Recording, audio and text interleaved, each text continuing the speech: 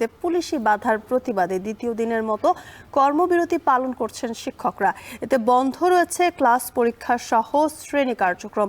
এ বিষয়ে বিস্তারিত জানাতে দেশের বিভিন্ন প্রান্ত থেকে যুক্ত হচ্ছেন আমাদের সহকর্মীরা। প্রথমে চলে যাচ্ছি বরিশালে অমিত হাসানের কাছে। অমিত, দাবি আদায়ের বিষয়ে শিক্ষকরা কি বলছেন জানাবেন।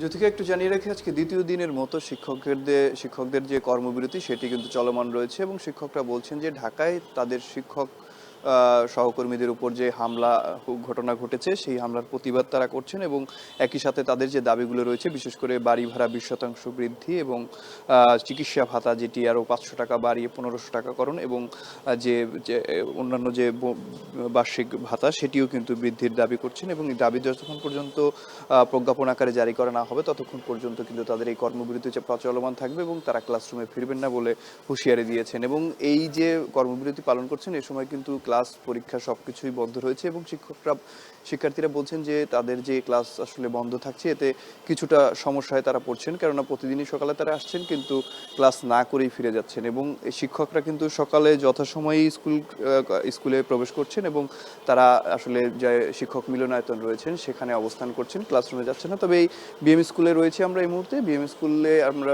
শুনেছি যে তারা আসলে যে শিক্ষার্থীরা আসছেন তাদেরকে রোল কল করে তারপরে ছেড়ে দিচ্ছেন এবং তারা বলছেন যে যতক্ষণ পর্যন্ত তাদের যে যৌক্তিক দাবি দীর্ঘদিন ধরে মেনে নেওয়া হচ্ছে না সেই দাবিগুলো মেনে নেওয়া হলে তারা আবার শ্রেণীকক্ষে ফিরে যাবেন এবং শিক্ষার্থীদের যেই পড়াশোনার ক্ষেত্রে যে ঘাটতি হচ্ছে সেই ঘাটতিটাও তারা পুষিয়ে নেবেন বলে আমাদেরকে জানিয়েছেন এবং তারা সরকারের কাছে দাবি করছেন যত দ্রুত সম্ভব তাদের যে এই 3টি দাবি রয়েছে সেই 3টি দাবি মেনে নেওয়া হোক এবং তাহলেই তারা শ্রেণীকক্ষে ফিরে যাবেন। এবং অন্যদিকে যে শিক্ষার্থীরা রয়েছে, শিক্ষার্থীরা বলছেন যে তারা যে আসলে সামনে নভেম্বরের তাদের কি পরীক্ষা রয়েছে সেই পরীক্ষায় কিছুটা বিঘ্ন ঘটবে যদি আসলে ঠিকঠাক মতো তাদের যে শ্রেণীকক্ষের যে পাঠদান কার্যক্রম সেটি না হয় এবং সেটি যাতে ঠিক সময়ে হয় এবং তাদের যে দাবি সেটি যাতে দ্রুত সমাধান করে শ্রেণীকক্ষে শিক্ষকরা ফিরে আসেন সেরকম দাবি করছেন যারা শিক্ষার্থী রয়েছেন তারা। এবং তারা বলছেন যে এই যে ঘাটতি এটিও যাতে পূরণ করা হয় এমনটিও দাবি করছেন যারা শিক্ষার্থী রয়েছেন তারা।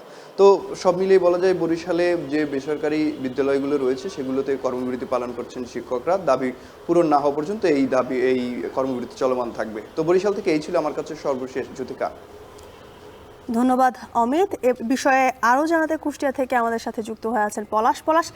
দাবি আদায় পরবর্তী কর্মসূচি সম্পর্কে কিছু জানতে পেরেছেন কিনা?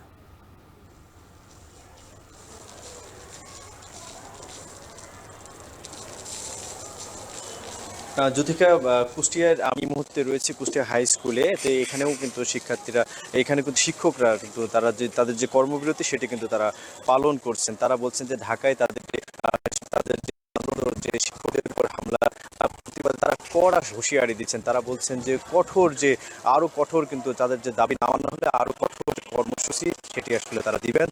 তারা বলছেন যে কোনোভাবেই যে শিক্ষকদের সাথে এরকম অমানবিক যে নির্যাতন চালিয়েছেন এটি আসলে কোনোভাবেই কাম্য নয় এবং এটি যারা করেছেন তাদেরকে আইনের আওতায় আনতেও তারা দাবি জানাচ্ছেন এবং তারা বলছেন যে তাদের এই যে তাদের দাবি না মানা হলে তারা যে শিক্ষা কার্যক্রমে তারা ফিরে যাবেন না। দেখছি তারা তাদের যে অফিস কক্ষে বসে তারা এই কর্মবিরতি পালন করছেন। কুষ্টিয়া জেলায় 243টি আসলে যে এমপিওভুক্ত যে প্রতিষ্ঠান সেই প্রতিষ্ঠানে কিন্তু সেখানে তারা এই কর্মবিরতি তারা পালন করছে এবং তারা বলছেন যে এতে কিন্তু বেশ বিপাকে পড়েছেন যে শিক্ষার্থীরা। আমরা দেখেছি সকাল থেকে কিন্তু আমি ঘুরেছি বিভিন্ন বিদ্যালয়ে, সেখানে কিন্তু শিক্ষার্থীরা আসছেন এবং আসার পরে কিন্তু তারা যে ক্লাস সেটি কিন্তু আসলে তারা হচ্ছে না এবং তারা কিন্তু বাড়িতেও ফিরে যেতেও আমরা দেখেছি এবং এরকম একটু বিষয় রয়েছে। এবং আরেকটু বিষয় আসলে বলে রাখি, আমি এই নিয়ে কথা বলছি কুষ্টিয়ার যে মাধ্যমিক শিক্ষা অফিসারের সাথে। তিনি বলছেন যে এই যে তাদের যে আন্দোলন সেই আন্দোলন নিয়ে তারা কিন্তু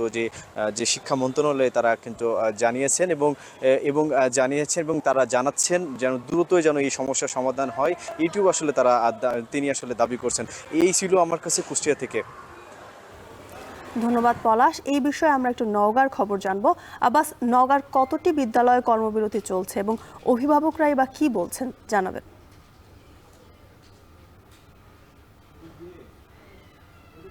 আপনাকে জানিয়ে রাখি যে নওগাঁয় এমপিভুক্ত যেসব শিক্ষা প্রতিষ্ঠান রয়েছে এইসব শিক্ষা প্রতিষ্ঠান সহ সারা দেশে শিক্ষা প্রতিষ্ঠান শিক্ষকরা জানিয়েছিলেন যে তাদের ৩ দফা অর্থাৎ ২০% বাড়ি ভাড়া, ১৫০০ টাকা চিকিৎসা ভাতা এবং ৭৫% উচ্চ ভাতার একটা দাবি ছিল। এইসব দাবি দেওয়া পূরণ না হওয়ার কারণে তারা গত রবিবার থেকে ঢাকাতে অর্থাৎ ঢাকার প্রেস ক্লাবের সামনে অবস্থান গ্রহণ করেছিল। আর অবস্থান কর্মসূচি গ্রহণ করার সময় পুলিশ বাহিনীর দ্বারা তারা বিভিন্নভাবে লাঞ্ছিত শিকার হয়েছে। আর লাঞ্ছিত শিকার হওয়ার কারণে গতকাল থেকেই এই সারা দেশের মতো নওগাঁতেও শিক্ষকরা তাদের পাঠদান কর্মসূচি বন্ধ রেখে কর্মবিরতি পালন করছে। আর এই কর্মবিরতি পালন করার কারণে আসলে শিক্ষকরা যেমন কর্মবিরতি পালন করছে আর শিক্ষার্থীরা স্কুলে এসে তারা ক্লাস না হওয়ার কারণে ফিরে যেতে হচ্ছে। আমি এখন অবস্থান করছি নওগাঁ মডেল জনকল্যাণ উচ্চ বিদ্যালয় প্রাঙ্গণে অবস্থান করছি। এই প্রতিষ্ঠানের শিক্ষকের কাছ থেকে আমরা যেমনটি জেনেছি যে এখানে 538 জন মতো শিক্ষার্থী রয়েছে। গতকাল তারা প্রায় 250 জনের মতো শিক্ষার্থী এসেছিল এই কর্মসূচির মধ্যে। তারা এই কর্মসূচি হওয়ার কারণে আসলে শিক্ষার্থীরা ক্লাস না পেয়ে তারা আবার ফিরে গেছে। আজও শিক্ষার্থী এসেছিল এবং তারা পাঠদান না হওয়ার কারণে চলে গেছে। শিক্ষকরা বলছেন যে তাদের দাবি দেওয়া পূরণ না হওয়া পর্যন্ত তারা ক্লাসে ফিরতে চান না। তবে যারা অভিভাবক রয়েছেন তারা অনেকটাই উদ্বিগ্ন, কারণ কিছুদিন পর যে বার্ষিক পরীক্ষা হবে, বার্ষিক পরীক্ষার কারণে তাদের এখনো মোটামুটি বেশি বেশি পড়াশোনা করতে হচ্ছে এবং শিক্ষার্থীরাও বলছে যে তাদের এই পাঠদান বন্ধ থাকার কারণে তারা অনেকটাই সমস্যায় পড়ছেন। তারা ক্লাসে ফিরে যেতে চান এবং শিক্ষকরাও ক্লাসে ফিরে যেতে চান। দ্রুত শিক্ষকদের এই দাবি দেওয়া পূরণ করার দাবি জানিয়েছেন। তো এই ছিল আমার কাছে এই অবস্থান কর্মসূচি নিয়ে আমার কাছে সর্বশেষ। শিক্ষকদের কর্মবিরতিতে বন্ধ বিভিন্ন শিক্ষা প্রতিষ্ঠান, সেই খবর জানাছিলেন সহকর্মী